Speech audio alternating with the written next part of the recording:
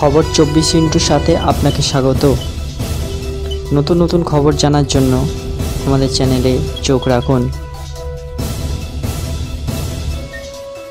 নমস্কার দর্শক বন্ধুরা, স্বাগত আমাদের এই চ্যানেলে। যে একটি বাড়ি রক্ষা পেয়েছে তা অনিতা দেবীর। বুধবার রাতে বিপর্যয় স্মৃতি বর্ণনা করতে গিয়ে তিনি বলেন, আমরা সবাই ঘুমিয়ে পড়েছিলাম, হঠাৎ একটা গগনভেদী শব্দে ঘুম ভাঙে। ঘরের দরজা খুলে উঁকি মারতেই দেখি আশেপাশের সমস্ত বাড়ি জলের তোড়ে ভেসে যাচ্ছে। রাতে গগনভেদী একটা শব্দ, চোখের নিমেষে তারপরই ধুয়ে মুছে সব সাফ।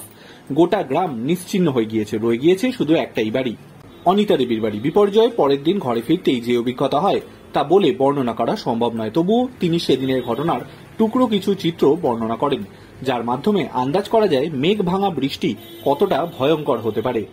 বুধবার মেঘ ভাঙা বৃষ্টিতে বিপর্যস্ত গোটা হিমাচল প্রদেশ। ভেসে গিয়েছে গ্রামের পর গ্রাম, পাহাড় ভেঙে নেমে এসেছে, ধুয়ে মুছে গিয়েছে জনপদ। হিমালয় প্রদেশের সামেজ গ্রাম সেই বিপর্যয় থেকে রক্ষা পায়নি।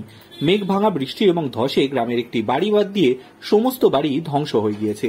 যে একটি বাড়ি রক্ষা পেয়েছে তা অনিতা দেবীর। বুধবার রাতের বিপর্যয় স্মৃতি বর্ণনা করতে গিয়ে তিনি বলেন, আমরা সবাই ঘুমিয়ে পড়েছিলাম, হঠাৎ একটা গগনভেদী শব্দে ঘুম ভাঙে। ঘরের দরজা খুলেই উঁকি মারতেই দেখি আশেপাশের সমস্ত বাড়ি জলের তোড়ে ভেসে যাচ্ছে। ভয় আতঙ্কে আমরা গ্রামের ভগবতী কালীমাতা মন্দিরে গিয়ে আশ্রয় নিই। রাতভর ওখানেই ছিলাম আমরা। কাঁপা কাঁপা স্বরে তিনি আরো বলেন, ভোরবেলা যখন আমরা ফিরি তখন দেখি শুধুমাত্র আমাদের বাড়িটাই টিকে রয়েছে, বাকি সবকিছু ধুয়ে মুছে গিয়েছে। আমি জানি না কাদের সঙ্গে থাকবো এরপর। ওই গ্রামেরই আরেক বাসিন্দা বক্সিরাম, যিনি সমেজ গ্রামের সব থেকে বয়স্ক বাসিন্দা, তিনি নিজের দুঃখ ভাগ করে নিয়েছেন।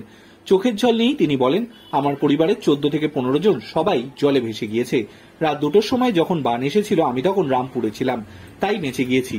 ধস হরপাবানের খবর পেয়ে ভোর 4টের সময় আমি ছুটে যাই, দেখি গ্রামের আর কিছুই নেই। আমি এখনো পরিবারের সদস্যদের খুঁজছি, ধ্বংসস্তূপের নিচ থেকে যদি কাউকে পাওয়া যায়।